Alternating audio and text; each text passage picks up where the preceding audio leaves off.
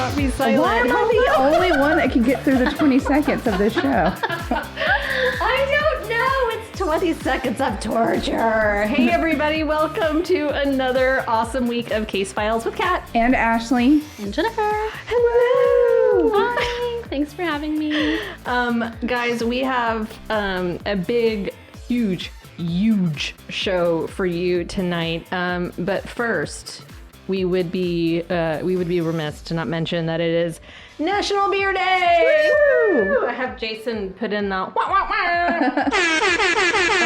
But it is a national holiday that we knew nothing about because we're horrible at keeping our calendars. But Jennifer was like, I don't drink beer, but it's National Beer Day. well, we're celebrating. So, Ashley, what are you drinking? I stole something from Kat, but it's not an IPA. I know. Shockingly. I bought a non-IPA drink. I didn't know what it was. You just bought it? It's you just knew. pretty can art. You just knew. It's MK2. It's one of my favorites from Equal Parts. It is like a house lager. It's really good. It's so good. It's my favorite. I drink it all the time there. Okay, well then you're welcome. Thank you. What are you drinking? I am drinking a new one for me. It's from Parish Brewing Company from New Orleans. What? It is called Atticus Atlas, which I just love the name Atticus. Me So too. I just like to say it. Mm-hmm. Atticus Burblius. I don't know. I just like to make things up that go with Atticus. But it is a triple IPA, so watch out. Oh, It's huge. Yeah, I have no idea. It's not from New Orleans, but it's from Louisiana. But I'm not even going to try to pronounce that. Broussard. Sure. Can I say something? Oh my God, yes. So National Beer Day was in April, but National Beer Lovers Day is today.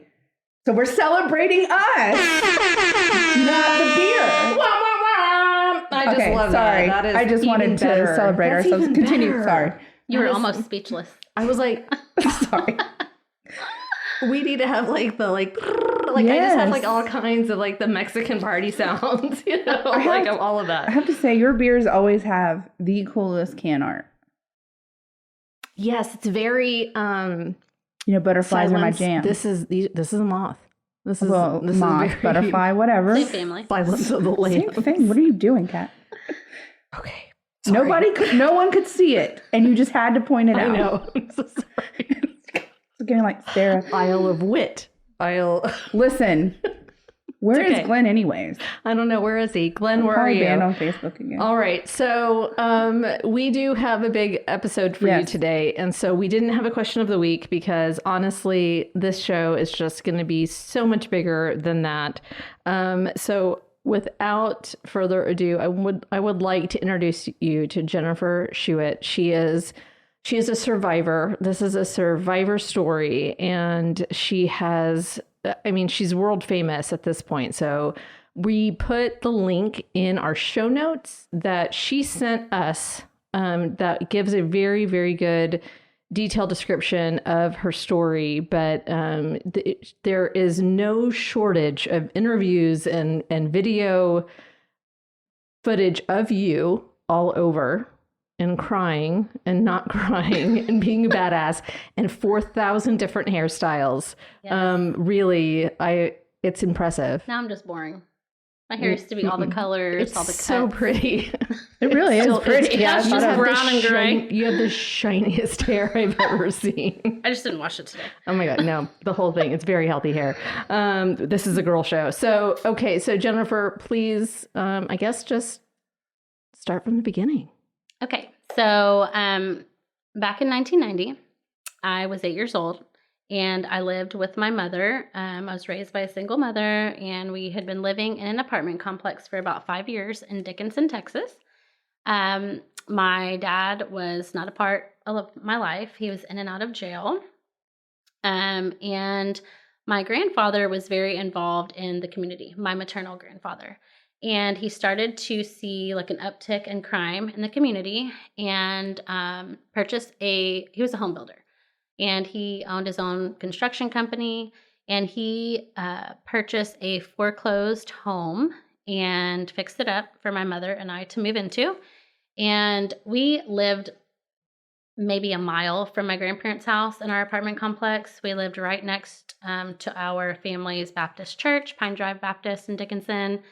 And so we were just moving down the road. The house that we were moving into was right in between where our apartment was and my grandparents' home. And my dad's parents lived in League City, which is just a neighboring town next exit away.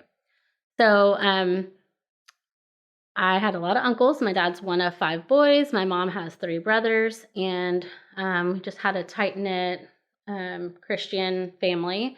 So your dad wasn't involved, but your uncles were? Right. Yeah. Wow. My dad was not involved in my life. I didn't meet him until I was 6 years old, like meet him to remember him. Oh, wow. Wow. Until I was 6. And it was just always like in and out. He would maybe like come and find me and my mom when he would get out of jail, and then he would be gone again, the next day. So he was never a constant. My mom always worked, a couple of jobs at a time to support herself and I, because she wouldn't get child support or anything like that. And all we had was each other. I was the only child.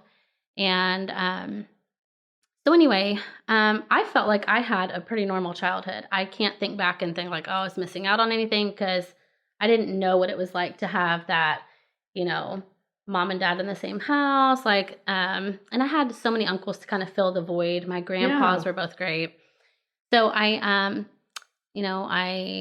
played the piano. I was in soccer, which I wasn't a big fan of. I didn't really like to sweat. So I didn't know what position I was playing half the time. But I just, I feel like, I love swimming. I thought I could sing like Mariah. Can't you sing though? You think so? I don't think I've heard you sing before. Okay, I'm going to sing right now. Go. Anyway, so yeah, that was my thing. So I thought I could sing like Mariah for sure. Loved to swim at my grandparents' house. They had a pool, would always have my birthday parties there. Just had like what I felt like was a normal childhood, but I was afraid of the dark. So my mom and I, although we had its 2-bedroom apartment, had my own bedroom, had it, decked out the way I wanted, the whole hammock with all your stuffed animals back in the day, all that good stuff. When it was night, I was like in her bed. That was my comfort, probably her comfort. So that was just our thing. Well, my grandpa had purchased this house and fixed it up for us, and summer was ending. I was getting ready to go into the 3rd grade at Silvernagle, and it was a few weeks before school was going to start. And so my mom and I decided to go and do yard work. So we go over there, and what it's like here in Texas in August on the coast. It's hot and humid, mosquitoes. And so we're raking up leaves until, it's miserable. The humidity alone. And then add mosquitoes to that. It's just not a good combination. So my mom and I go and do yard work. We're raking up leaves, bagging them up, and we get back to the apartment and have our normal bedtime routine, take a bath and all that good stuff. What do you want to say? I want to ask like you said, it was near, like how near the apartment? Our apartment was probably a mile at the most from my grandparents, and the house was like right in between. Right. So was it close to the water tower? No. Interesting. Okay. Why? Well, they kind of mentioned Chromie. Okay, go. Yeah. Okay. I'm going. That's later. I know, that's later. Sorry. So we go back to the apartment, have our bedtime routine, and I go to bed with my mom, like always. And in the middle, and mind you, she has to work in the morning. She's a single mom, and it's summertime, so my grandparents watch me. One of my mom's jobs was she was the secretary for her dad's construction company. Oh, okay. So she's got to go to work in the morning, and she's a secretary for the construction company. So my grandma would watch me in the house, and the office was connected to the house. So my mom would go to work, and I would go inside, and, grandma watched me all the time. So we go to sleep, and my mom wakes me up, and it's probably, maybe, we don't know, of course, but let's just say 2 a.m. It's dark outside. And she's like, oh my gosh, like I can't go to sleep. You keep kicking me in your sleep. You're just kicking me in your sleep. You're itching those mosquito bites. Like, please get your own room. Amen. And so I remember it like it was yesterday. I stepped off the side of her bed. I walked to the doorway, and I looked at her, and I said, just because I love you I'm going to go sleep in my own bed tonight. She was like, okay. So I went in my room and I had this awesome lamp. It was this oversized plastic light bulb. There's pictures Totally on 90s. It is amazing. It's basically this huge light bulb on stick. Yeah, so it really is. Yeah. So I pulled the chain, clicked that thing on, lit up my whole room. It's amazing. And got out some books and piggy bank, and I like counted the change and read myself to sleep. And then I woke up in the arms of a man I did not know. So I wake up. And I remember feeling like I was in a dream, right? And so I open my eyes, and he is, oh, look at me make a noise. He has his arms out in front of him and has me laying across his arms. And I opened my eyes and saw him looking down at me. Like not even... No, not like holding a baby or anything. Like, his arms out, had me laying across, and he's running down the sidewalk of the apartment complex. So outside of my bedroom window was the AC unit. And so he used that to like prop himself up and break into the window. And it was a sliding, window. So he broke into it and reached in, but grabbed it's me. not even that high. Not really. Yeah. I mean, but he did it. And so he got me out of bed while I was sleeping, started running with me down the sidewalk of the apartment complex. So the way that my head is hanging off the side of his arm, I like glance back and I can see my mom's car parked in her spot. And I tried to scream and he, covers my nose and mouth. I mean, I was a tiny 8-year-old. I was like 45 pounds. I mean, I was really little, like bony, not much meat on me at all. And so, I mean, this is a grown man and he's covering my nose and mouth, and he runs around the car, opens the driver's side door, and sits me on his lap, and he starts telling me, everything's going to be okay. I'm an undercover police officer. And so I'm like, okay, I had just learned in school about DARE. And do you remember the Chicken Club? The Chicken Club chicken? Mm-hmm. Dudley was the chicken's name. I didn't go to school here. I'm out of older state. than you. No. Well, you should know about Dudley the chicken. Anyway, so we learned all these like safety things in school. And he's like just, steadily trying to calm me down. And I was very nosy. I asked a lot of questions as a kid, and I'm still that way. But I was so scared because he's like telling me all these things that, looking back now, they're really just generalizations. Yeah. But I mean, they all made so much sense. Like he said, my dad's been in and out of prison my whole life. And he made a comment to me that like my dad was hiding my mom at the store, that she was going to come and get me. Your dad was hiding your mom? No, he would say like, your dad's in a lot of trouble. And your uncles are helping your mom hide him at a store. Like it was all these things, but it like made sense because my dad was always in and out of trouble. He was always in and out of trouble. And your uncle. Right. And I have all these uncles. So, wow. Right. So, I mean, at the time, it somewhat made sense. But in my brain, I also was hesitant because I'm like, okay, he's telling me he's an undercover police officer. I want to believe that. The 8-year-old in me wants to believe that. But no 8-year-old wouldn't believe that. Well, not one. Well, so I start kind of feeling like, okay, this isn't right, because my mom was never a partier. She wasn't a drinker. She wasn't the kind that was going to like leave me with anyone, not even grant me to go out and like party or have girl nights. Like she just was not that way. She worked and took care of me, and that was it. So I'm like, my mom would never leave me with anyone other than my grandparents. Yeah. And I had never been watched by anyone other than my grandparents. So it was, kind of fishy to me. So he's right next to the apartment complex was a little convenience store. And we would go in there all the time, my mom and I. And so he drives past that to the stop sign, and he takes a right, and he goes down Dietz Road in Dickinson, which is like a main thoroughfare. Yeah. It goes from one side of town to the other. So it goes from the freeway, I-45, which runs, all the way up through Dallas. And then you can take a right and go into town. Well, if you're going to kidnap somebody, you would think that they would go to the left and get on the freeway to get out of there. But he goes into town. So that's important later on in the investigation because that was a big red flag. Years later, they're like, why why would he go into town? He has to be from the area, right? Yeah. Like you have to be familiar with the area. Yes, that's true. Yeah. Because why would you not just get at it Dodge? Yeah. So he starts going down Dietz Road, which is where my grandparents live. And he is passing up my grandparents' house. And I said, Did he know that?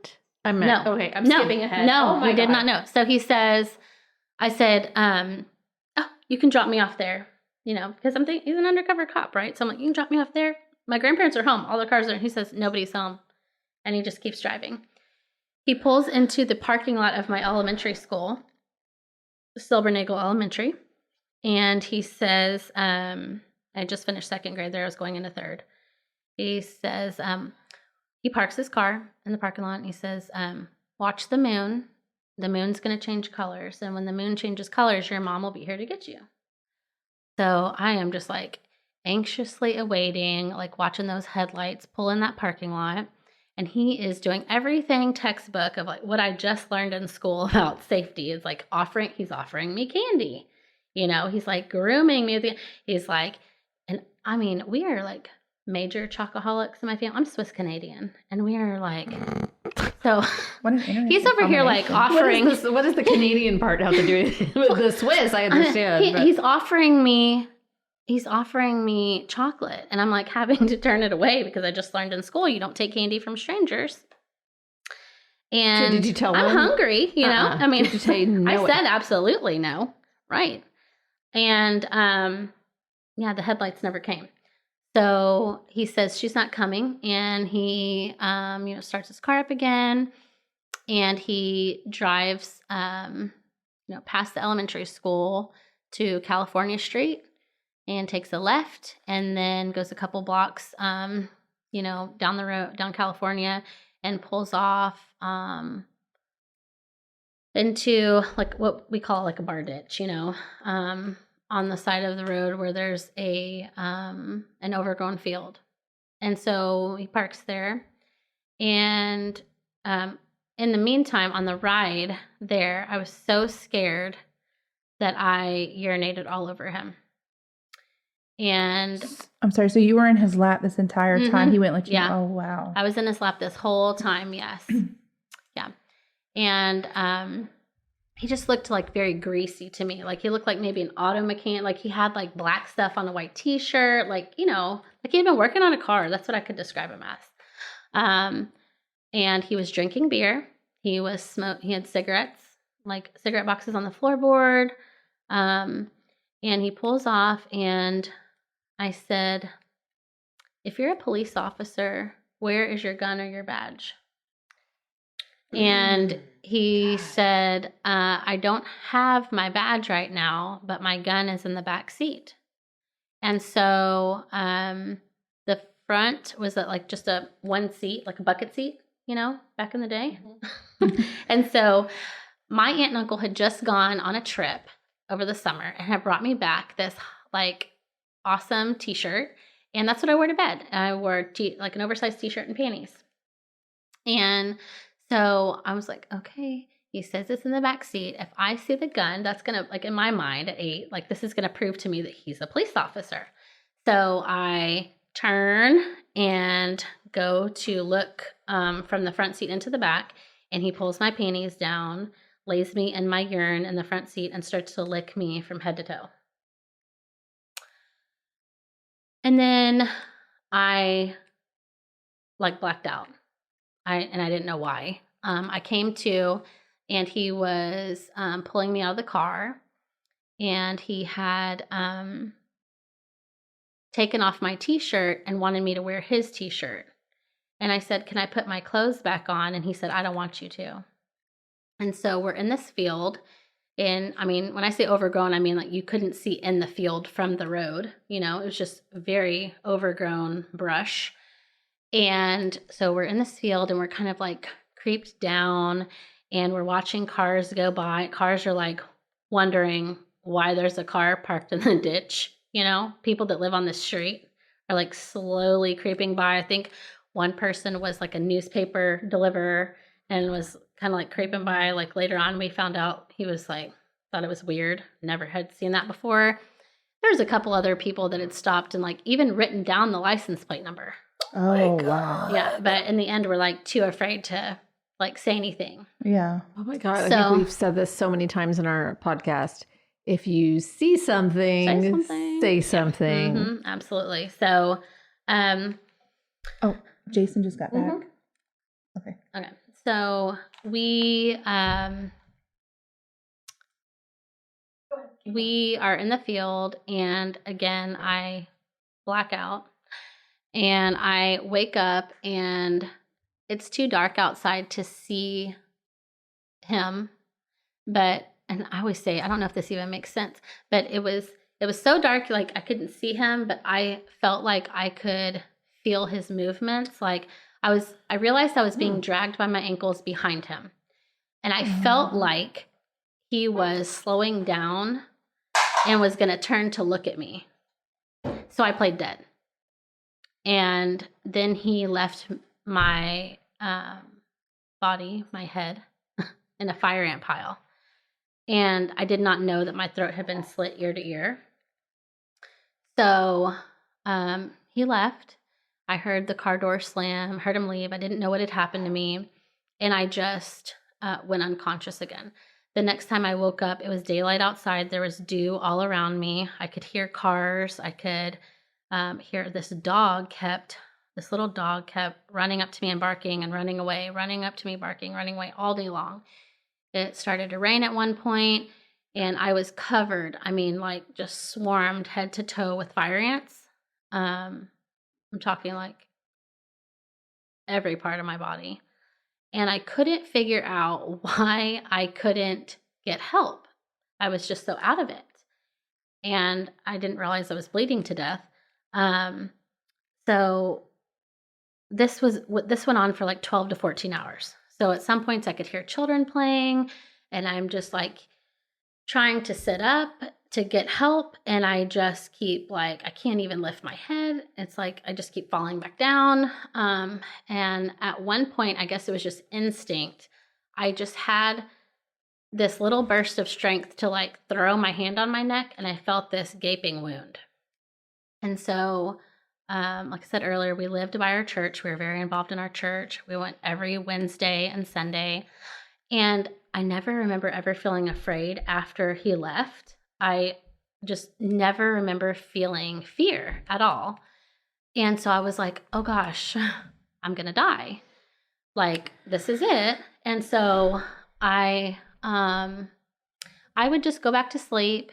And then I would wake up again, and I would like see the treetops in the sky, and I would just keep praying for my mom, and I would pray for all my little cousins because I'm an only child. My grandma was the foster parent, and I'm like, oh gosh, like I know that all my mom and I have is each other, and I kept praying for her and for my cousins, and I would just go in and out of it. And then at one point, I felt something hit my foot, and I heard somebody say, I found you. And these children had been playing like hide and go seek or tag in the field. And one of them had like tripped over my foot. And so I've been in the field for like 12 to 14 hours. Of course, we don't know exact timing when everything happened. So, but it was 6 o'clock, that evening. So say I was taken at 2 a.m. I wasn't found until 6 o'clock that, evening.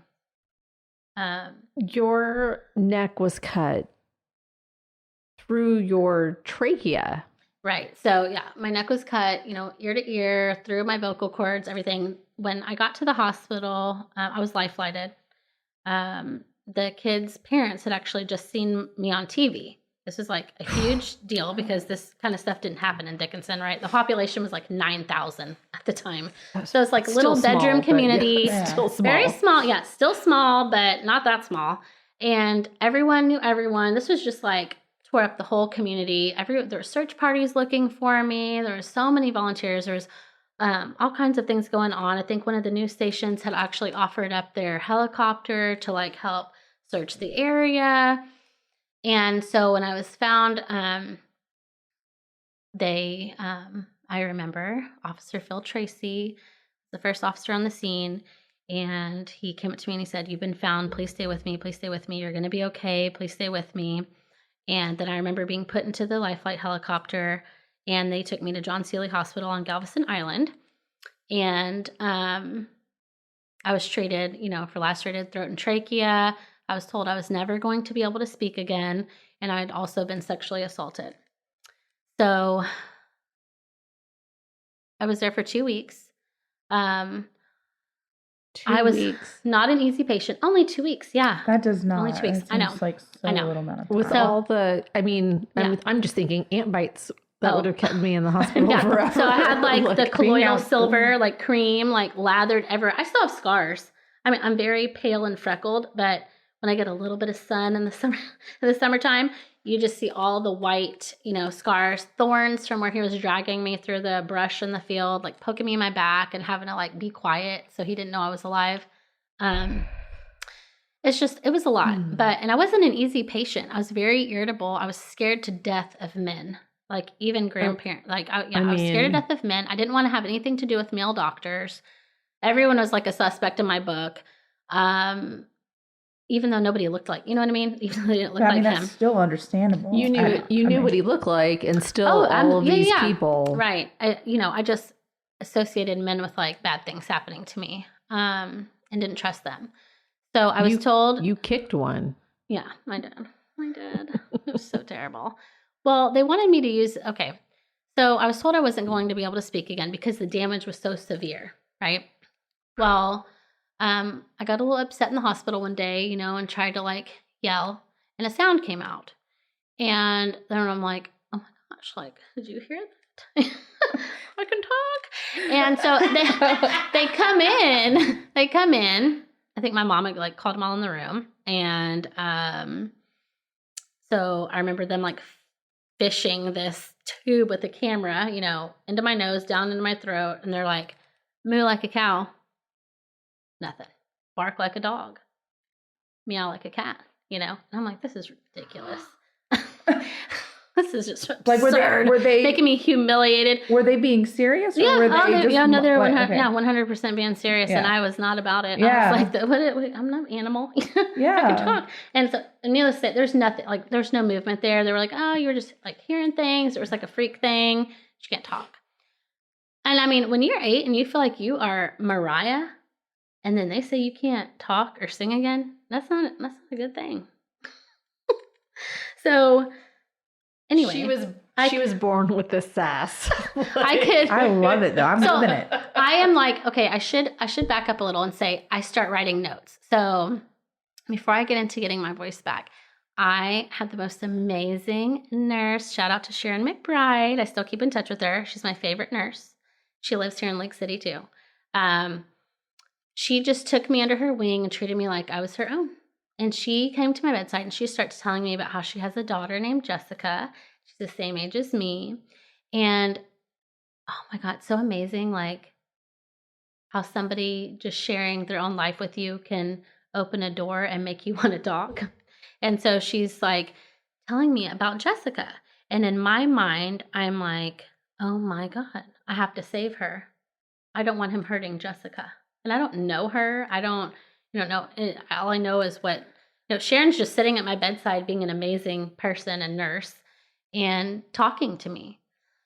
And so I start writing notes in the pediatric intensive care unit. So I'm writing notes. I'm describing him, what he was wearing, what he looked like, drawing, little pictures of him. And it was he had a scar or grease or something on his face. And detailing the cigarettes, the brand, the beer, the brand of that, the color of the car, had a dent in it, just all of these, anything I could think of to recount everything that happened to me, because at this point I'm in fight mode. I want how many days later? 4. Well, 4 days later, I sat with Lois Gibson, who is now in the Guinness Book of World Records for most cases solved by sketch.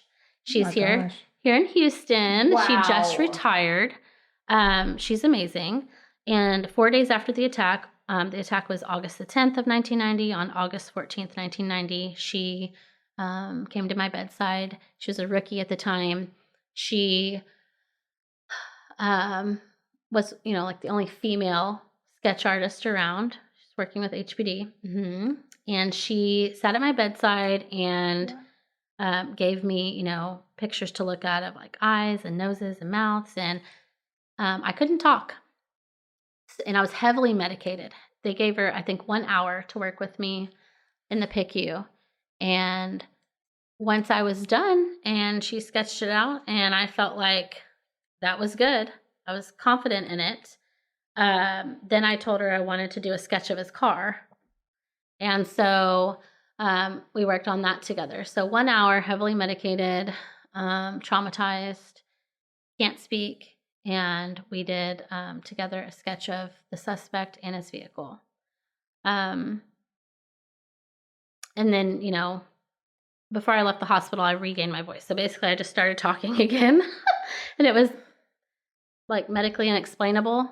I learned that a lot of miracles played into me surviving. The fire ants actually worked to clot the blood in my neck. And the rain that day kept the wound moist. Yeah. And so the children, found me like just in time. And then I was released on August 24th from the hospital and started the 3rd grade right on time with my classmates. When I got out, I never went back to the apartment. We didn't even move into our home. We moved in with my maternal grandparents.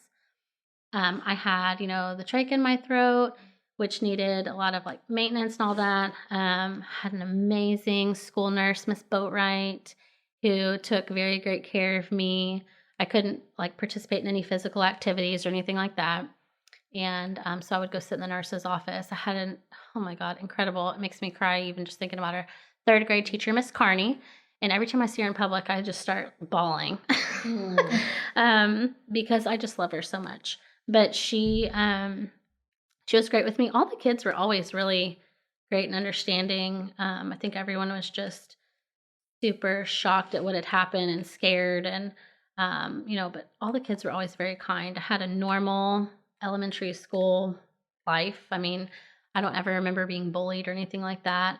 But it was always in the back of my head of like, who did this? And my grandpa, especially having a construction company, I mean, I'm around all different professions all the time. It's just, we've got electricians coming in and out, like all these different professions that know me and my mom, know where we live. So that was another thing. I was always scared it was going to be someone that we knew.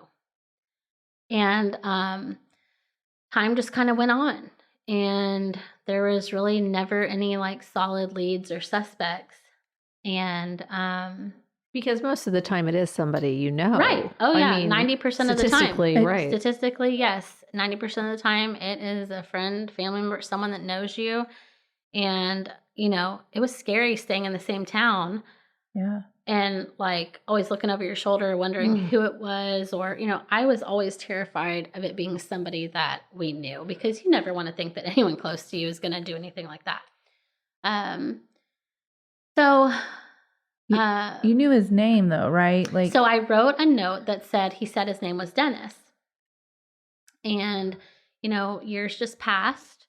Has anybody ever talked to you about how much you remembered? Because it seems I'm not going to say not normal, but it seems like extraordinary. Right. I made an effort to always remember everything that happened to me. I had a goal in mind, and that was to see my case through to the end. And for him to, I knew from my own dad that there was a consequence for your actions when you didn't do what you were supposed to. So I knew that if you did something bad, you went to jail. So in my mind, I'm like, okay, I want him to go to jail. This is not okay. And I don't want him to hurt anyone else. And so I purposefully wanted to remember all the details so that one day when I went to court, I could say like, this is what happened. This is my story. And it wasn't something that someone told me happened, or, they always say that like, sometimes when you're telling a story, especially back then, I guess people would be like, well, did this happen? Or what? And then you start questioning like, did it happen? Or am I remembering it the right way? And you have so many people constantly talking to you and asking you what happened. And then when I got out of the hospital, I took a car ride with a detective and my mom and took them the route that he took me. But I've done that same car ride so many times because over the years, my case would get handed over, from investigator to investigator as people would move departments or move within the department even. And so you always do. I'm like, okay, I already know if they're going to want me to come in, sit down, talk to them, tell them the whole story, and drive the route. And then nothing's going to happen. It's going to sit there.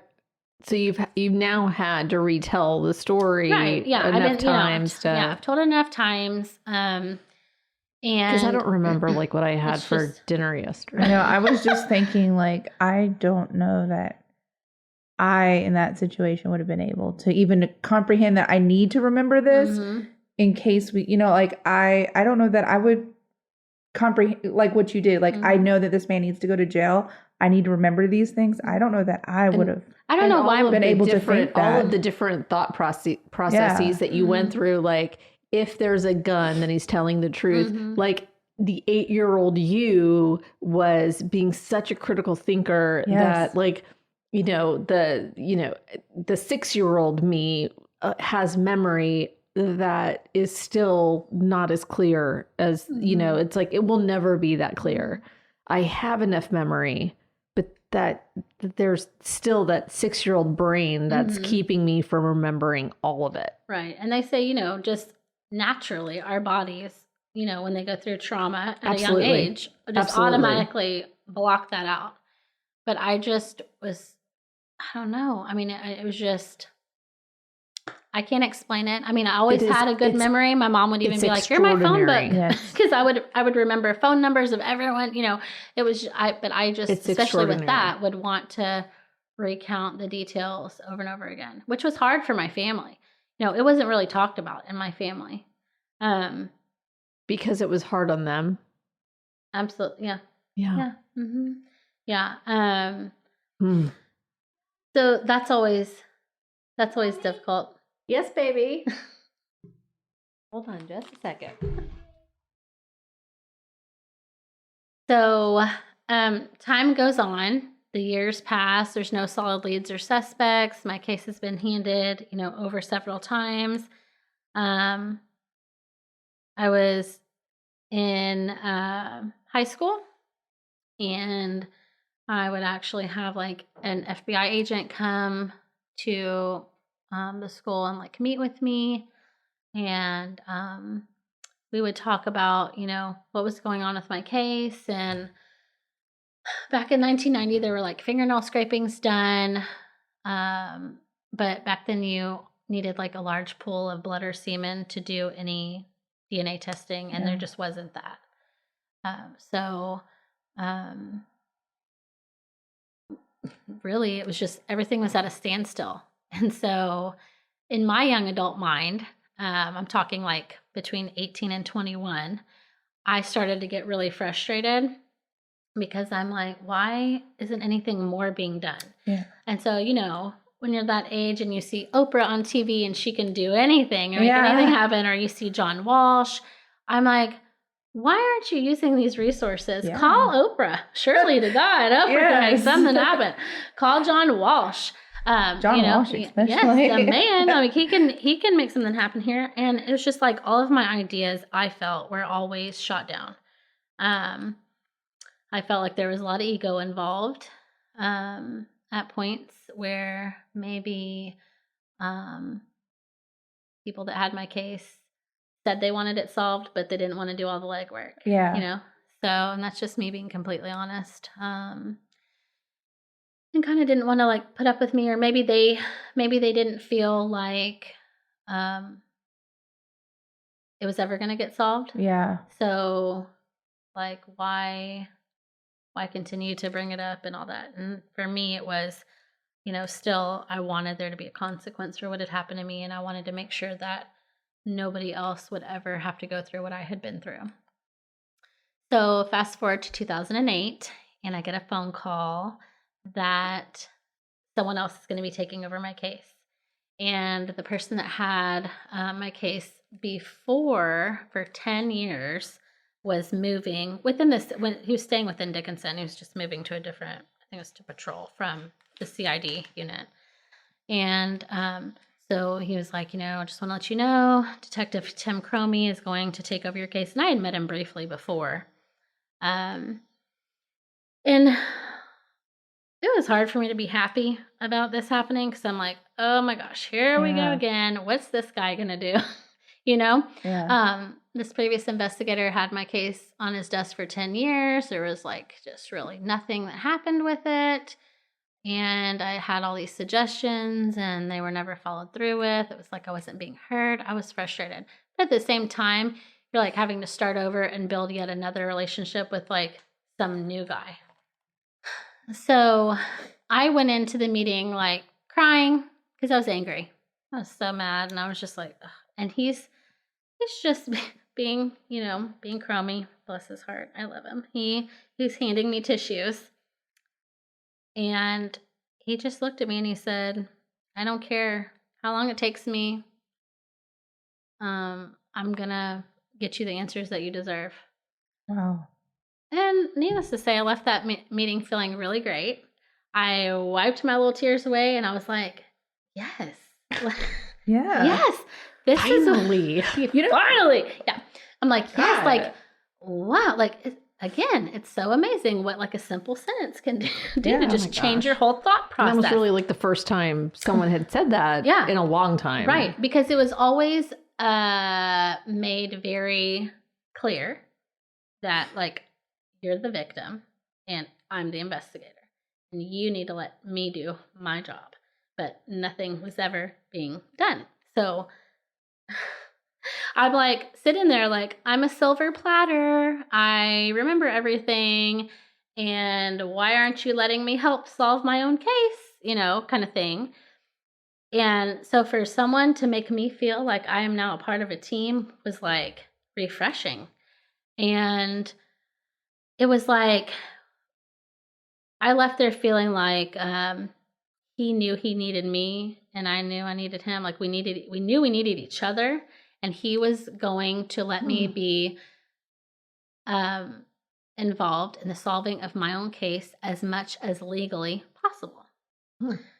So if he were here, he would tell you that he did not leave that meeting feeling so great. He was more like, oh shit, what did I promise her? And yeah. And well, now he can't let you down. No, he cannot. And he didn't. Yeah. And he did not. Yeah, he followed through with his promise. So that was January of 2008. By February, he had brought Richard Renison on board. He's FBI agent. And so already I'm like, wow, he's using all these resources available to him. And there's no ego involved. He's not afraid to be like, hey, help me out.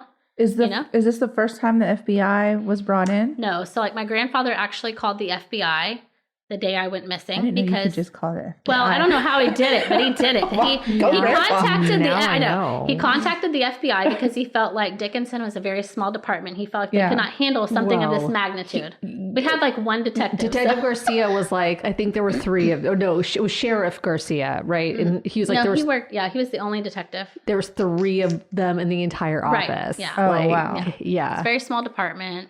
And so my grandpa was like, I don't think they can handle this. Yeah. And so, so Cromie and Renison start working together. Renison had previously worked at the Lake City Police Department. They had this great working relationship. They went back years, and Richard was actually like, oh, wow, like, yeah, I can be involved because I see here where the FBI was called back in 1990. And also, I keep hitting this, and also, it's funny because he actually knew the FBI agent that would come meet with me when I was in high school.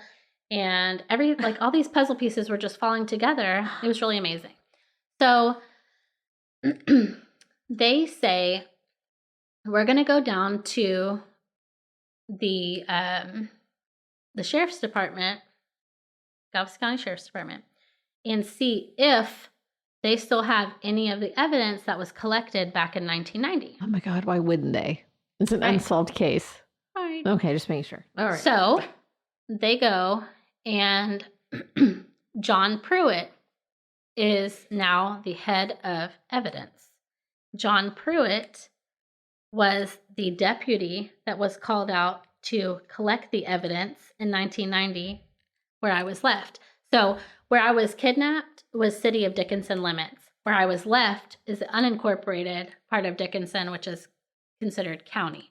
So you had two departments working, the case, one at the apartment and the other at the field, because they were two separate parts of town.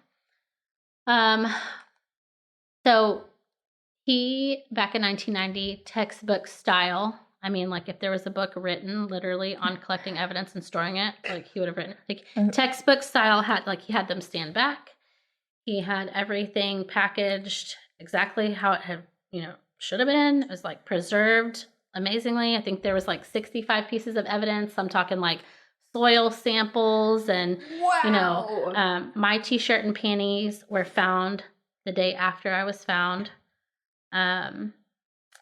wrapped with a men's t-shirt and underwear that looked like it had been ripped or torn or cut off.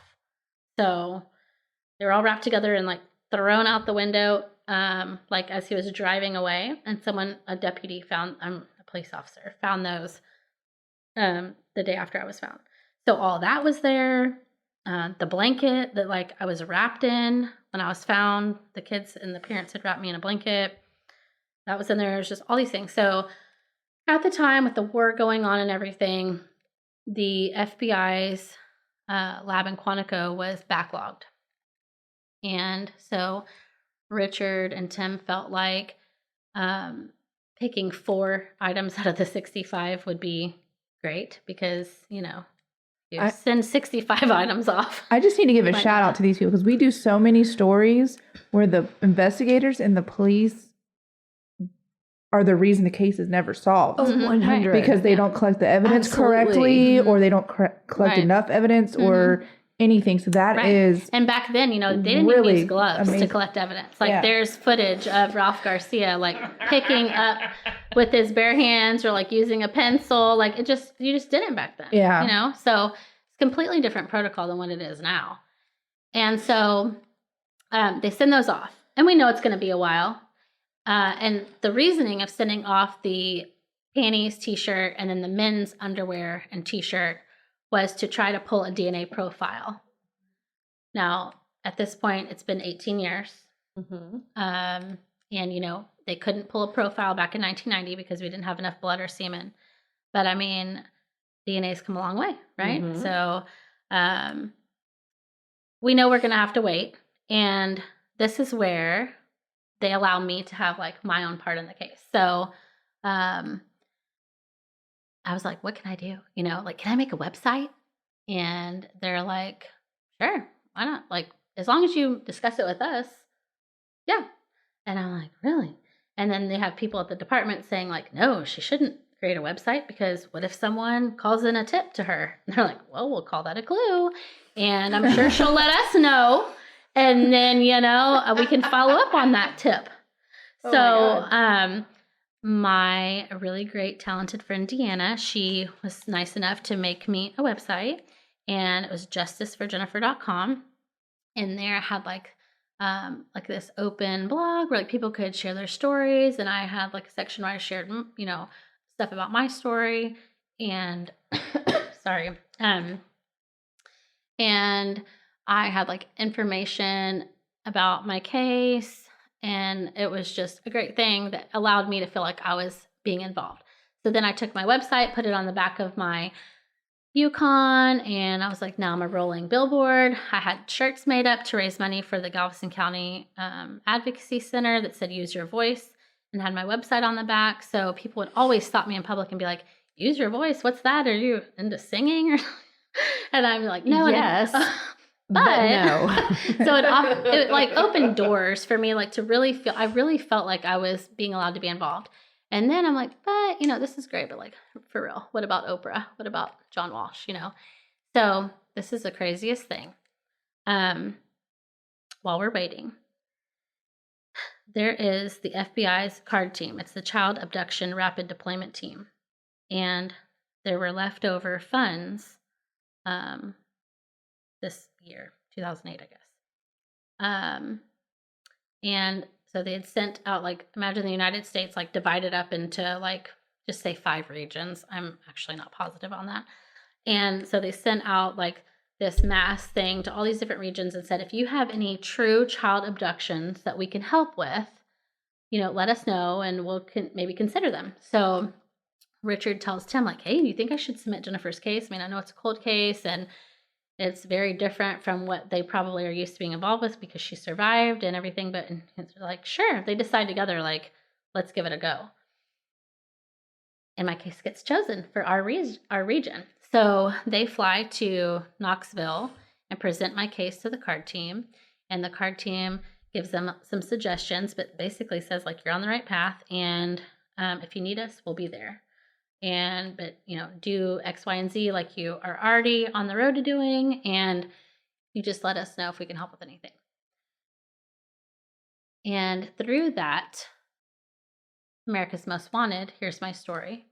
And a producer reaches out to us, and I was on the 23rd season premiere of America's Most Wanted. And so they flew me out to Washington, D.C. I got to film and meet John Walsh and everything, share my story on set, and it aired.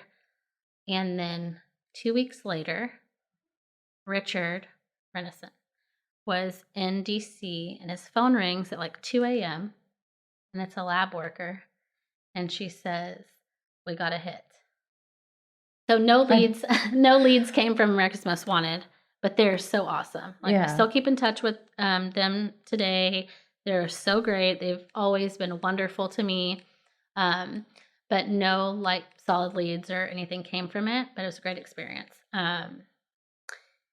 It's just weird how the timing all, came together. So I'm sorry. What's frustrating for me is, like, people took his license plate number. Right. And even with all of this that you're doing, not one of them was like, maybe that was the car. I think they were scared. Yeah. Back in it was such a small community. I think that the person that wrote the license plate number down was... That would have solved the whole thing, though. Oh, it gets worse. I mean, there's Did so you many... just say it gets worse? How does it get worse from there? Oh, my goodness. Well, we're going to get there. Y'all just hang on. Oh, my God. Stay on this ride because it gets worse. I told y'all. It gets worse. So anyway, okay. So I'll speed it up, but you don't have to speed it up. Unless you want to, but we're not. I mean, I can talk about this. What is it you've always said about? Use your voice. He tried to take your voice, but you've never stopped talking. Right? Since, Yeah. Cromie always says he's always like, she hasn't shut up since. Look, if they told me I was never going to speak again, and then I was able to speak again, I'd probably never shut up either. Yeah, I know. Still an ongoing thing with me. So where are we even at? Where are we at in the story? I don't know. Now I lost my train of thought. I'm so sorry. No, you're good. You're all good. Nothing came from America. Right. 2 weeks later, they called. So Agent Renison gets a call at 2 a.m. and it's this awesome Tamara Moretti and Tina Delgado. They were working pulling an all-nighter, I should say. And let's put it like this. There was never any DNA on my panties to definitively prove that those were my panties. But the waistband of the men's underwear was full of DNA. Because of your pee. No, why? Because you peed on him, right? Yeah, but it was his underwear weren't full of my pee; they're full of his DNA. So, like, either that means that he hadn't changed his underwear for a few days, or he hadn't showered. He was sweating a lot. Like, the waistband of his own underwear is where they pulled the profile from. Wow. So they did cuttings to open the fibers, and I want to say she described it as, imagine we're back in the 80s and you're turning the dial, of the radio, and you can hear music, but there's all this static covering the music. So the station is there, but you got to get to it. So she knew DNA was there, but it was getting a profile pulled, and she was able to do it. And so then she put it into CODIS, and it came back with one match. Anybody want to guess what his name was? Dennis Earl Bradford. So He was a married welder living in Arkansas. So it's like, wow, how do you place this guy in Dickinson, Texas? Like, now it's 2009, so 19 years ago. And so Richard calls Tim and tells him to wake up because they got a DNA hit for Dennis Earl Bradford, and he's like, who? And he always says he went back to sleep. Just kidding.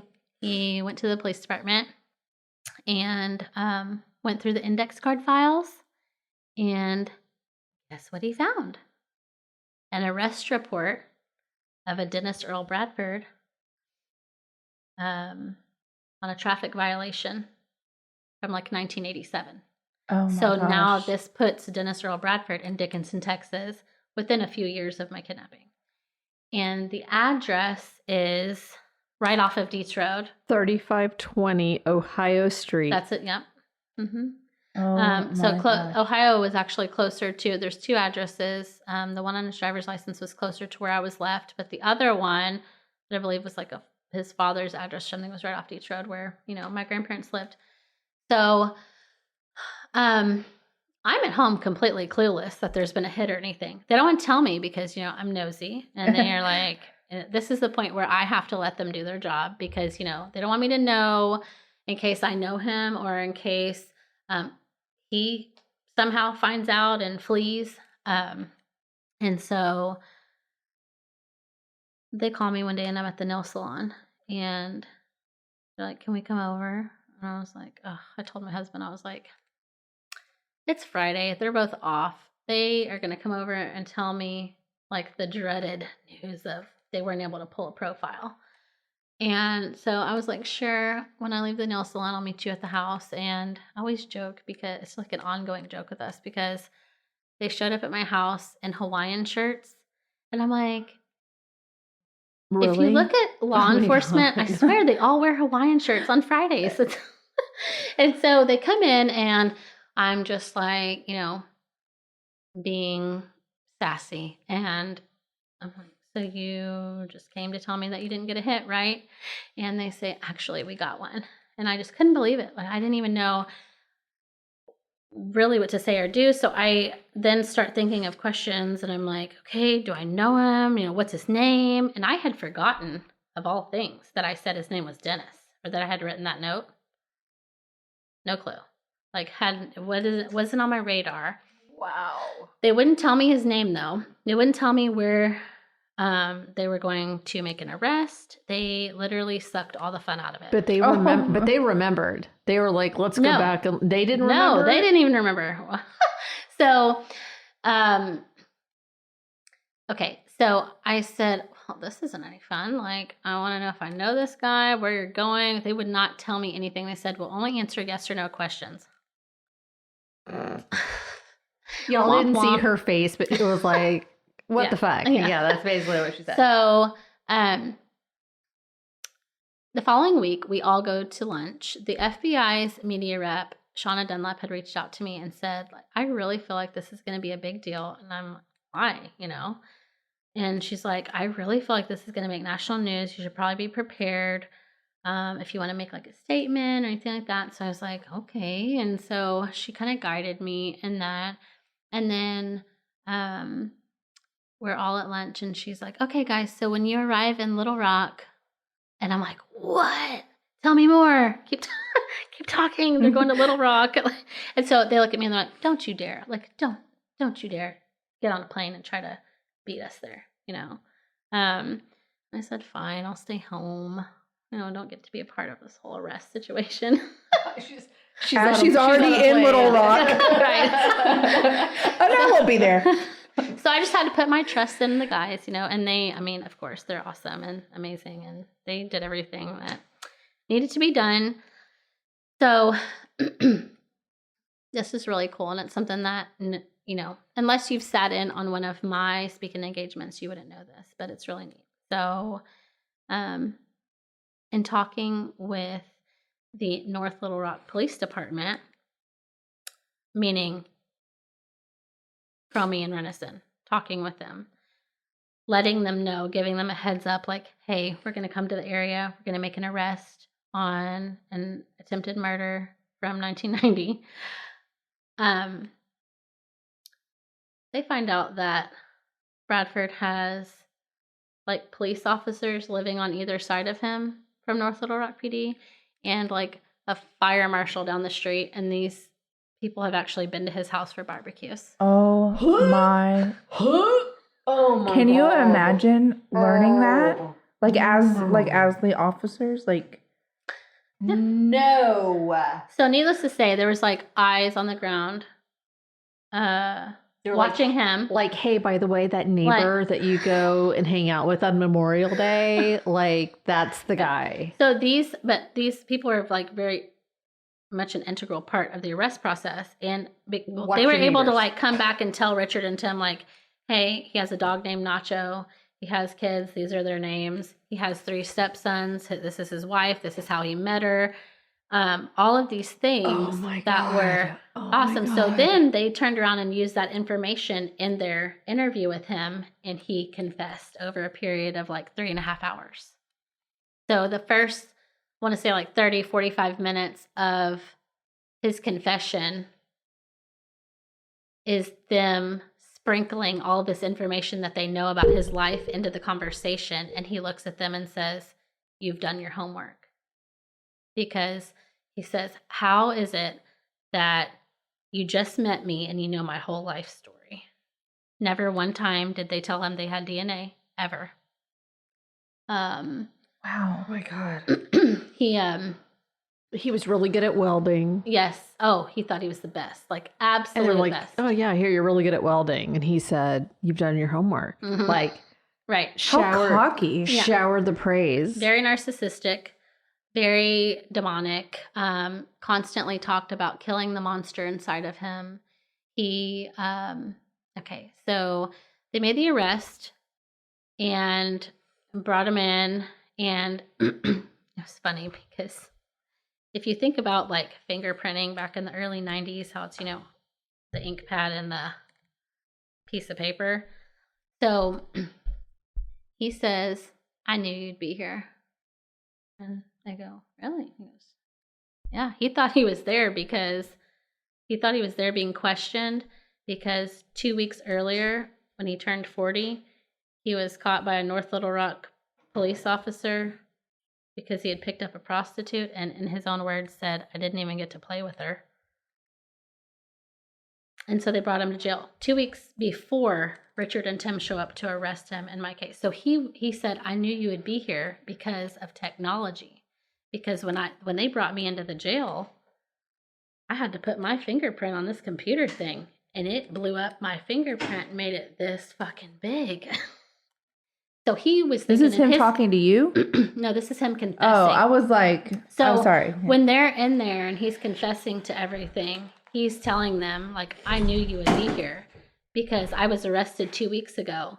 And technology has advanced to the point where my fingerprint was now done on a computer screen. So he attributed that to, like, that's how he was caught. He didn't know we had DNA from 1990 from his clothes. The thing that he was just didn't even try to run. He was just like, I knew they were going to come, and I just like, and that's so crazy. A lot of people see the clip that has been on TV of the confession, a few minutes, and they're like, "Oh, he's so remorseful." But if you were to watch the whole 3.5 hour confession, you would see that he really contradicts himself several times. He talks about how he had, wanted to drive across state lines to like search my name at a library to see what I was up to. A lot of people think like, oh, he was remorseful because at one point they tell him how he would be so proud of me if he saw me today. And he breaks down. That's oh, thank God. Thank God. Right. She's alive. Thank God. But he knew I was alive because, you ready for this? We were in the hospital at the same time at the same hospital. So in the confession, he says, they brought me to John Seeley Hospital because I tried to commit suicide. His parents were out of town and he had a shotgun and wanted to kill himself because of what he had just done to me. And ended up chickening out and shot a hole in the roof of the parents' house. And so when his parents get home and they're like, what the heck?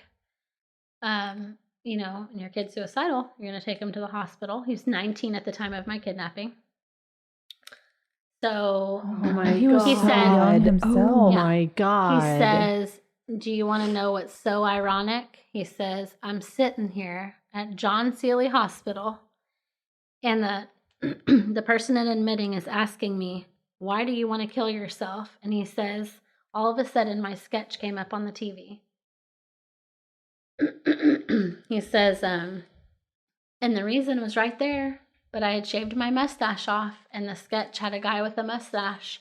So we both kind of turned and looked at the TV screen and looked back at each other, and I just said, I don't know, I just don't want to live anymore.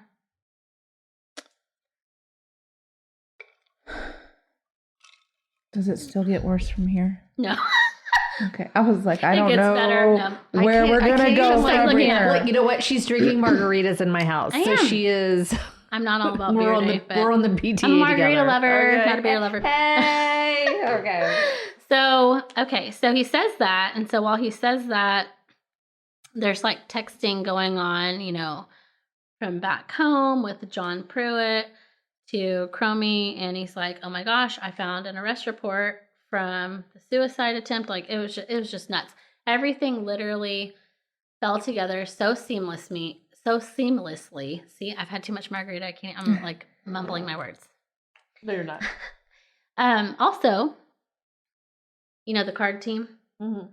So members of the card team ended up Child coming, abduction. rapid deployment. Team. Mm-hmm. Came, and they were like behind the scenes too, like kind of texting Richard and Tim like things that they should maybe ask or do, or body language. They went in like with very like business casual. They didn't have their guns on them. They were went in, polos. like, They were yeah. short sleeve. Building rapport. You know, it was like, I mean, they were great. Got him coffee. You know, Mm-hmm.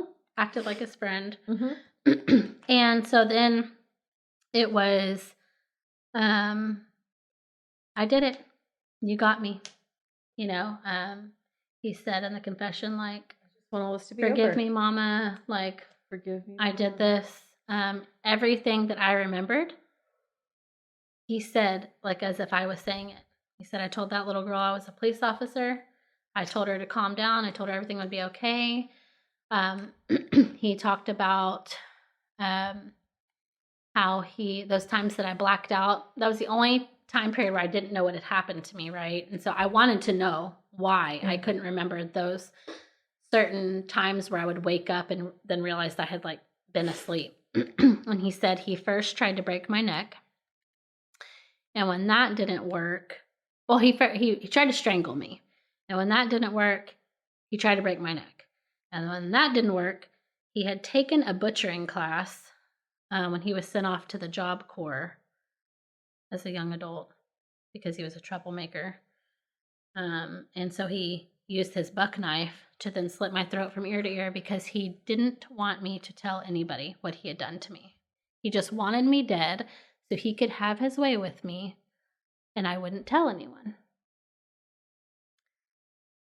So it's my thought that, you know, if the doctors can't explain why I got my voice back, it has to be for a reason. So I've always felt like this is my reason to share my story in hopes that I can give a voice to others who maybe are afraid to speak out, or, you know, those that didn't live through their attacks. I feel like, you know, if we all use our voice, we all have a story to tell, right? All of us have come from a story. It doesn't have to be something that even you or I think is super traumatic. I mean, like, we've all been through something in life. Yeah. We all have some kind of story to tell, whether it's relationship or friendship or trauma. We all have been through a situation that if we just share our story can help someone else. And so my thought is, God gave me my voice back for a reason. And if he tried to silence me, why not tell the world, you know, in hopes that it inspires other people to share their stories, whatever it may be. Whether it has, you know, to do with a story like mine or not, we all come from a place of or we all should come from a place of being willing to share. But it's hard, it's hard for some people to share their stories. So Bradford and I somewhat came face to face. They explained waiving extradition to him. So if you waive extradition, you get to come back on a continental flight with us. You don't waive your extradition, then you probably sit around for a month and then get to ride on a governor, get a governor's warrant, ride on a van back to Texas. So needless to say, he waived his extradition. And Renison and Cromie brought him back. I got a call from the Dickinson Police Department asking if I would like to be there when they brought him in. I said, heck yeah, absolutely. So my husband and I went, before the flight even landed, we were there at the police department. And they put me in this room, not that I cared, but they put me in this room with the double-sided glass so I could see him, but he couldn't see me. And there were so many people in this room, from the DA's office, Crime Victims Liaison for Galveston County was there, all these police officers from different departments, and you could have heard a pin drop. And they walked him, they made him do the perp walk, I guess is what it's called, in front of all the media outside, brought him in. I watched them put him in this holding room, and they took his handcuffs off. And so I'm on the other side of the glass, and I'm just watching him, and I didn't have any emotion. I just was so curious of his mannerisms. Yeah. And then the Crime Victims Liaison is having a meltdown. And I told her it's going to be okay. Oh my God. It's going to be all right. That would be me. I'm trying not to have a meltdown. It didn't happen to me. I'm like, it's going to be okay. Same. So I'm hugging her and comforting her. And then Richard and Tim walk in, and we hug, and they whispered in my ear, we told you we'd get him. And so that was just a full circle moment for me. And I forgot to mention that the morning of the arrest, they're in Arkansas, I'm here, and they called to tell me that, he had been arrested, and they were going to go in and talk with him. And I said, you go get that confession and do not let him kill himself. And they're like, okay. We didn't even know when I said that it was going to come up in the confession of how he tried to kill himself back in 1990 after the kidnapping. So now I'm they're here with him in hand, and that was my big thing. I please do not put him in general population. They're like, no. They had set it up. He was going to be on suicide watch. And then I got a phone call, May 10th, 2010. We were preparing to go to trial. So he was arrested October 14th, 2009. He was arrested. Fast forward to May 10th, 2010. It's Mother's Day. I get a call in the middle of the night, and it was my worst fear. He hung himself in the Galveston County Jail. And we had already had a court date set. We were going to go to court on August 10th of 2010, because it would have been 20 years to the day. He had told his defense attorney that he just was he was like, I don't want to drag this out. I'm going to plead guilty. And, that's going to be it. He was facing a life sentence for attempted capital murder. And, he hung himself in the Galveston County Jail. Apparently, a couple of weeks before he hung himself, they moved him, unbeknownst to myself or the detectives. Some doctor determined that he wasn't suicidal and moved him from suicide watch to general population. So he went from having access to nothing to having access to everything, and he hung himself.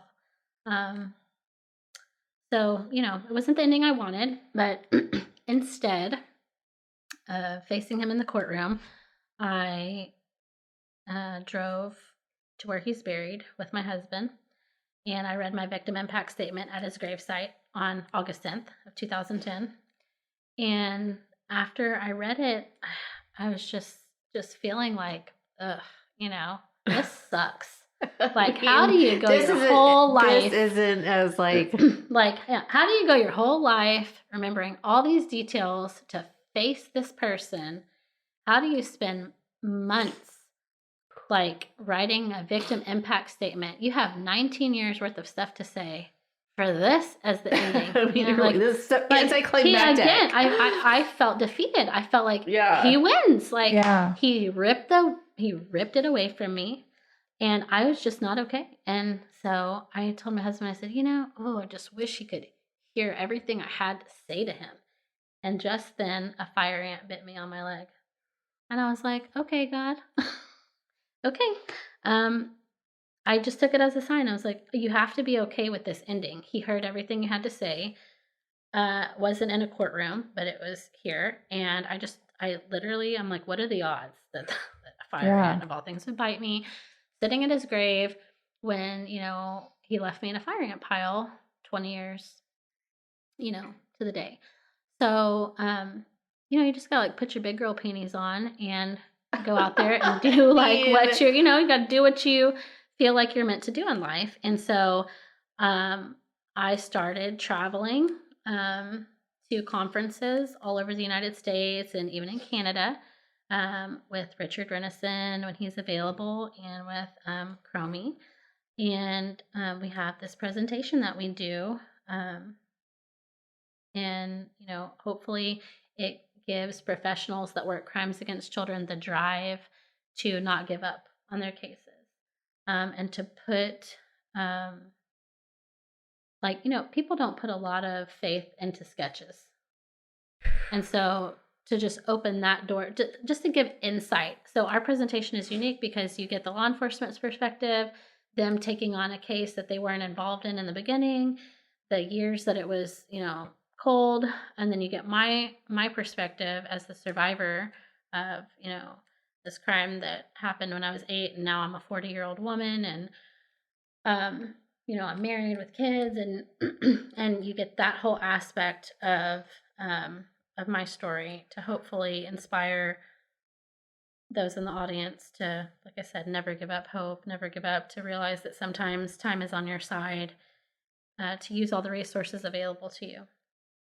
And Lois Gibson is insane. Like her sketches, her drawings. And I sent you the link just now, but these are, I mean, she's incredible. The car down to the dents. There's so much that she has, it's accomplished. It's too much. It's like she's taking a picture with her art, and it's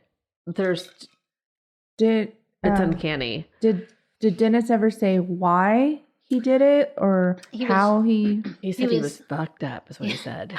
He did. Well, I mean, obviously. He said he was like drunk, beat up, whatever he said, little punk, fucking punk is what he said. He was driving around town, pleasuring himself, and happened to drive through the apartment complex. He happened to drive through the apartment complex. Nobody wants to know any of that. Like it's just. She asked. I'm just saying. I was just curious how he ended up there. Yeah. So that was his thing. He liked to pleasure himself and then like flash himself to women. And so he was driving around, I guess, drinking because there's beer cans in the car, and he was doing that. And he said he didn't really remember why he pulled into the apartment complex, that maybe at some point, like, he had remembered maybe having a cousin or somebody that like knew the family that lived in there, and he just, was driving around and noticed the light on. And from my sheer drapes, something in the room made him think that it was a little girl in there. So he, he didn't have an age preference. He was in CODIS, because he had attacked other women. An adult. Other adult women. Women. Like, so he didn't have an age preference. Actually in 1991. So, okay, let me back up. He tried to commit suicide in 1990. He was released from the hospital after a couple of days and left the state of Texas, never returned again willingly. He was in Arkansas. He was familiar with Arkansas because I think at one point he had like attended Job Corps there, and then in San Marcos here. So he went to Arkansas, met his first wife, and they had 2 children together. And she did a show called Who the Bleep Did I Marry? It's really interesting. Like his family's always been super supportive of me and my endeavors. They're amazing. I've no, ill feeling towards His them. wife? His first wife. Mm-hmm. They lived in Hot Springs together, and they had 2 children together. And he was out drinking one night, and then the next morning when he was at home asleep, the police started banging on the door because he had taken this woman from a bar, said he was going to give her a ride home, and didn't. She remembered his license plate number. When he dropped her back off in town, he started feeling guilt. Dropped her back off in town, and the jury was hung on a rape charge, so they just charged him with kidnapping. He got, I think, 12-year sentence, but only served 4. And so he and his first wife got a divorce, and he got a pen pal, and then she married him, and she had 3 grown sons. And that's when he was married to when he was arrested. Mm-hmm. How do you marry a man who's in prison for raping a woman?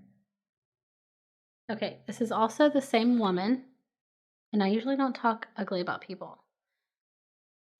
I try to see all sides, okay? She called the Dickinson Police Department and said that I need to stop talking about it because he did not do it. He didn't kidnap me. Yeah. My. Yep. I mean, can you imagine how much of a manipulator he must have been, though? Hold on. Ted Bundy had fans because he was fine. I mean, but can you imagine how much of a manipulator he must have been to just convince her? But there were how many times? I mean, we have covered so many people who then marry people while they're in prison. It just blows my mind. It's not them manipulating. It is this person. Well, I meant as far as the manipulation of going as far as to call the police department and say he didn't. You know what I mean? Mm-hmm. Well, no one wants to think that they would marry somebody who is capable of that. But you married him when he was in prison. She knew he was capable. She knew he was capable. That is her own fault. Mm-hmm. I'm sorry. It is boggling. It is mind blowing. Oh my God. So now that I've cried, let's talk about something positive. How did you meet your husband? Oh geez, I don't tell anybody that story. Oh well, you don't have to tell us that story. It's like they worked at Specs at the same time that you worked at Specs. Well, no. I mean, you don't have to tell us how you met your husband. It's fine. Okay, I'll just say this and see if you can figure it out. Through a mutual friend named Tom. Okay. Like the shoe brand? Like Tom's? Okay, Tom. Thanks, Tom. He's awesome, though. I do like him. I ask because he sounds like he was very supportive of you through all of your stuff. Mm-hmm. And so she married herself a wizard that his name is Jonathan and not Jason. That's it. Oh my goodness. Y'all really don't get it? I don't. You're gonna make me say it? No, I don't. You don't have to say it. You don't. You don't. I don't get it. You don't get it. Do you get it? Why are you looking at me? Surely the listeners are I totally get it. I totally get it. I know, but they're probably not shocked that Kat and I don't get it. Okay. Okay. Who is the founder of MySpace? Oh, okay. Who would be a mutual friend? Tom. We all had Tom from MySpace. A mutual friend. We all had that same mutual friend. Jonathan was the creepy guy that was like DMing me saying, "You're beautiful." And I was like, oh. It's those eyes. It's those like sapphire blue eyes. Here we are 18 years later, Still looking exactly the same. Jeez. No. Oh my gosh, like seriously. 80 pounds heavier. Oh my God. Same, girl, same. Hi. Oh my gosh. So is there anything that we missed? I don't think so. I keep asking the wrong questions. It's your turn. I haven't asked any I just keep I watched all the things, so I'm skipping ahead. So the water tower, where he lived on Ohio in the CBS piece, they're like the water tower they could see from your window. And so well, I think that was just B-roll. that was just probably, well, they put it in there. They put the B-roll and they're like, oh yeah, well, that was right over there. And I was like, oh, well, damn. So it didn't seem all that close. So I was like, oh, well, it's on the other side of maybe town. the Still new is. house. Yeah. No. So the new house. Okay, so is the field still there? So kind of. So I pulled up one day. My husband's a realtor. And I have been telling him, like, I want to buy All that field. that field. And I I want would to turn wanna it buy that into field. something good. I would want to buy I all want that it field. to, like, because it's like the field. And it's Right, just negativity. So I was like, I want to buy the field because it still looked the same. Oh my gosh. And I want to do something good, you know? And I pulled up one day and someone bought this house and the field is behind the house and he bought that with it and then put a gate up. So like I can't even go there anymore. I would go there and reflect, you know, from time to time. So Have you ever knocked on his door? I did. And I gave him And? my husband's business card and said, if you ever want to sell it, if you ever But want to did sell you your tell backyard. him why? Yeah. And It wasn't very nothing? responsive. It was like my in-laws are going to move here from California and put, you know, their camper there. I'll go knock on. I'll go. So, I'll go. you know, it's like, but yeah, it is what it is. I cried a little bit. And that was Because you weird, can't even know? go there anymore. Yeah. Well, like, you know, I used to drive, like anytime I would go back to Dickinson, I would go sometimes, you know? And then it's I would like, want to. darn, That you I know, wouldn't. like, I don't know. But I actually haven't thought about it in a while. I guess it's like you just knew, like, it was sold with that house, so Mhm. why even bother thinking about what could have been, or, you know? Wow. I just wanted to, like, turn it into something positive Do you go? for the community. Do you go visit any of the other spots? No. I mean, like, my apartment and stuff, Mhm. you know, It's still there. it's there. It's there. It's still, you know, not a good part of town. They haven't done. They haven't like That poor place. upgraded their So, security at all. Like it looks exactly the same. They, after my kidnapping, changed the name of the apartment complex, and then I think it's been changed like a couple of times since then. So it's New just owners, not yeah. very like nice place to go. Do I'm you actually, like, think scared to that- get out of my car there? I mean, Yeah. yeah. Do you think that it has changed your parenting? Oh, absolutely. I'm like uber overprotective of my kids. Mm-hmm. And my daughter's a lot like me in the aspect of she's afraid of the dark but doesn't know why. I was always afraid of the dark and didn't know why. And she doesn't know. Before my kidnapping. Does she know your story? She does not know that I was kidnapped out of my bed because I don't ever want her, like, she's scared enough as it is. Both of my kids know that when I was a little girl that a bad man took me and he hurt me, but that's all they know because I don't know when I'll feel comfortable you're enough. famous. I mean, I don't know when I'll be like comfortable with them knowing, you know, the details because I just don't want my fears rubbing off on them. But at the same, like, I know that I have to let them be little and keep their innocence, and I don't even want them like knowing the things that happened to me because my daughter's like, so like she made a comment one day about how it's so crazy how animals are different relationship wise than humans. I said, well, what do you mean? She goes, well, animals like get stuck together and humans go on a date. I was like, right. You know, like, oh my God. She doesn't, you know It about used to any be of that way, honey. It used to be that way. And so I'm in just like, certain okay, countries, that's it's interesting. still that way. But she's going to be 10 in a few months. And I just am like really trying to hold out as long as possible on explaining all of that. Yeah. She's never asked. Like, It's hubby saying like, "Are you It's like, okay?" are you okay? Are you telling people It's how we bedtime. met? You're not telling that story, are you? Right? He has no shame. He's no shame. I'm always like, she oh, that's so is- cheesy. You know? She's downplaying his hysterics. He's really just He a is. really He's the funny life of the person. party. Yeah. It's the opposites attract. I know. Oh my God. Whatever. We sat across. He's like, I'm having this big margarita. And I'm having this big beer. Here we go. Like, Yeah. I can't hear anything. Can you? Nope. Like, we're just. He's really a funny person. Very comical. But he's so supportive of you. Oh yeah. And Yeah. just He's like been there more than any. more than any family. Is your he's mom been there still around? Yeah, she is. Is she cool with you? No. I thought you were about to end it right there. I was like, that's really rude, Kat. Jeez. I could see it. She was just like, she does not like her talking about this. Okay. So are y'all cool? Things could be better. Is there is there some resentment? Oh, absolutely not. No, it's just that she doesn't. Yeah. There's probably guilt on her side. Right. Yeah.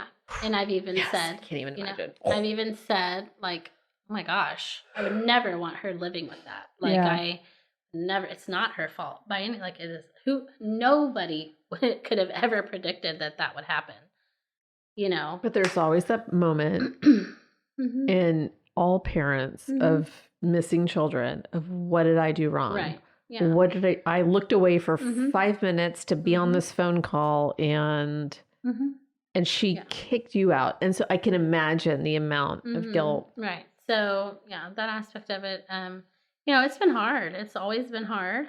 It's always been kind of rough. I mean, it's hard when you want to see things through and others want to just like say it's never going to be solved. Like, this was done wrong or that was done wrong. And you're like, why isn't anyone fighting for me? Why isn't anyone pushing? Which I found out my grandfather passed away in 2009, just a few months before Bradford was arrested. So he wasn't here to see it. But there was a note in his desk drawer where, like, he had actually been going to the Dickinson Police Department without any of us knowing in the family and meeting with the police chief. And, and the police chief told me, he's great. He told me, yeah, your grandfather would always come in here and want to know what was going on. But it was not talked about openly in my family. I think it was hard. It was hard for a lot of people in my family. And I hold no anger or resentment in that aspect whatsoever. But it's hard for them to forgive themselves or to move probably, yeah. But move past that. I just think of it as like it was a freak thing that happened, and it's not anyone's fault. And I'm fine. Like I'm fine. But I think that it's hard as a survivor sometimes, like wanting to openly share your story because you just kind of have to do what you feel is right. Whether other people, a lot of people think when people talk about things that they want attention. Yeah. I mean, I've heard it right out of family members' mouths. They don't understand. Oh my God. So much time has passed. Why are you still talking about it? You need to get over it. I've had someone say, aren't you over it yet? No, it's 12 hours of your life, I mean, I've heard it all. It's a life sentence. You've heard it all. And it's like, why can't you see the positive aspect of it, of how it helps people? And I mean, even if you save one other person. Right. One. That's why I print out. Or even if you bring your guy your perpetrator to justice, how is that not worth all of it? Was that not worth it? Yeah. Oh, that just... Like, just knowing you can sleep better at night because you can't hurt anyone else,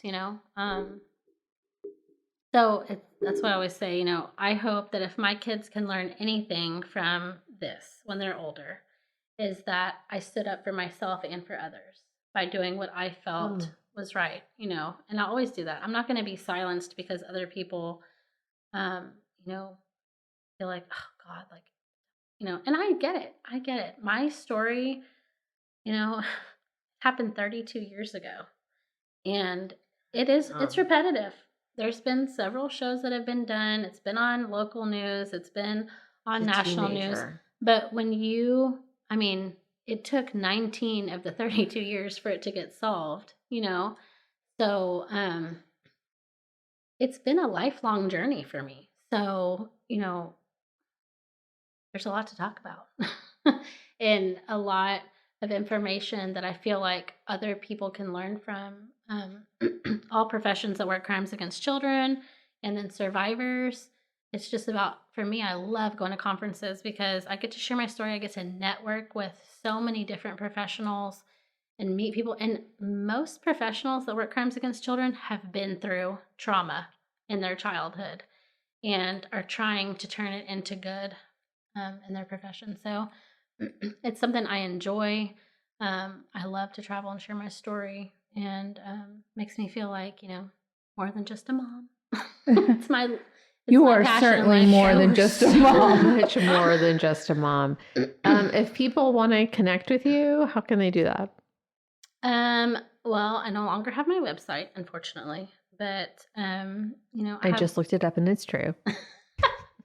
I know during COVID season, I was like, oh my God, I was overwhelmed because I was like, it hasn't been updated in so long. We were just trying to teach our kids, so don't worry about it. So I'm like, trying to make it through. For happy real. hours got earlier, virtual, and earlier. Mm-hmm. So it's like I just feel like I probably need to start fresh. Printed out every message on the blog and email, and I hope to one day share all those with my kids. But I have my email address. j.d.schuett@gmail.com if anyone needs to connect or wants, to book a speaking engagement. I'm available to share my story in that way. So. And you can always reach out to us and we will get you in contact with Jennifer. I don't know a better way to end this than to just say thank you. Well, thanks for having me. Any opportunity to share my story is a blessing. So honestly, there's probably a part of all of us, for every survivor, that we look at other people's stories and say, like, mine wasn't as bad, and it's 100% hard to not look at you and say mine wasn't as bad. And not to compare, you're not supposed to compare. It's very yourself. hard to not compare, right? Traumas. It is hard, and especially as survivors, this is something that we talk about every single week. This is one of the reasons that we do this show in the first place. I mean, we are survivors of all different kinds of trauma, but to see your resolve and to see the extraordinary, absolutely extraordinary, your perseverance, your ability to remember all of these things in this child body that was so different from any other 8-year-old. It is. This is weird for me. I know it is. And I know you hate everything that I'm saying to you.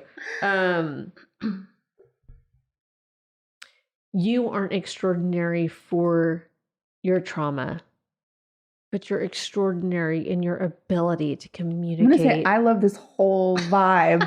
And you are just so positive to have gone through what I imagine. I know, but it's so awkward for me. I just feel like I've always done what I felt was right. But and all of us are trying to do that. Just know, like, it isn't normal.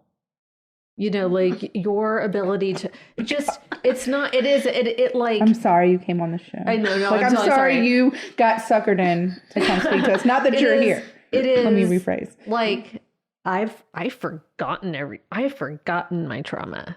I remember, like, it's like Polaroids, boom, boom, boom. But like your memory, and I think that's probably one of the most fascinating parts. And so you sent me that CBS link, and then I just went down the rabbit hole, and I'm like, okay, so I need to watch all of it. So I've watched all of it, listened to all of it, listen to other people's podcasts about you of like, oh my, she lived to tell, you know, and all these things. And they really dramatized so many other things. But what the one common thread was, who remembers that much? It is a photographic memory. And I'm like, I really honestly don't remember anything. I can remember Shakespeare. I can memorize an entire play and my part in it, but I can't remember all of it. Of my life. I don't remember meeting my husband. That's bad. But I know I did, and I know that I asked him on a date. My husband always said, "Look, he's calling." Yeah, I know, because he's like, "What the hell?"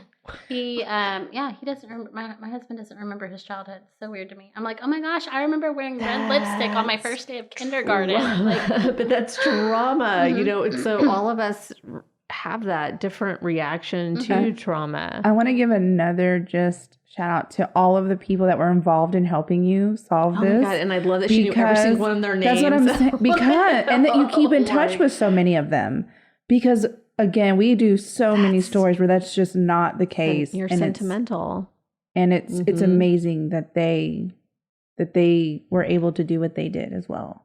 I mean, so bravo to them. I love all the pictures that you guys take together. Oh my God, the nurse. I know. So watch the link that we put in the show notes, because all of these people are highlighted and it's amazing. It's amazing. Strunk and Sharon McBride and all of it.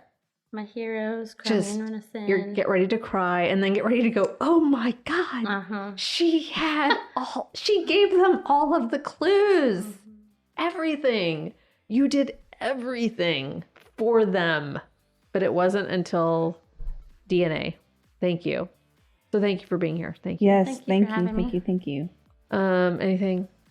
I just have Sarah's voicemail. I don't have any. There's nothing I could possibly add to this. We're gonna go to the Sarah. So if you're unfamiliar with the Sarah segment, Sarah came on our podcast, as you guys know, may have heard us complain a time or 300, and she insulted us when she was here. And Kat told her she was never allowed back to our podcast. And so she decided to be funny and start leaving us voicemails on our website, because she knows we always play our voicemails, so that way she would still be on our show. So now we have the Sarah segment. And then I forgot to play the voicemail, so then I had to hear about that. Right. And so anyways, we're forgiven. We called it a mutual tie, but anyway, she still left another one, so here we go. Hey y'all, it's Sarah with the Sarah segment this week. Just wanted to say thanks for finally playing my voicemail last week and for my public apology. You know I love you guys.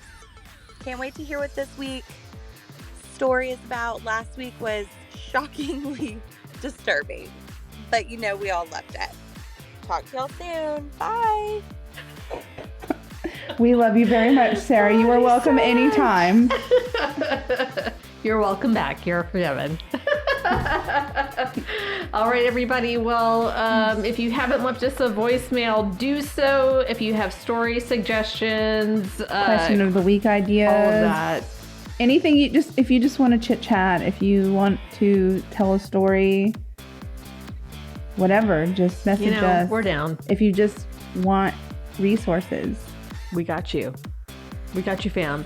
And if you want to reach out to Jennifer, please reach out to us. We'll get you in contact with her. But until then, we will see you next week. Please be kind to one another, and we'll see you next week. Bye.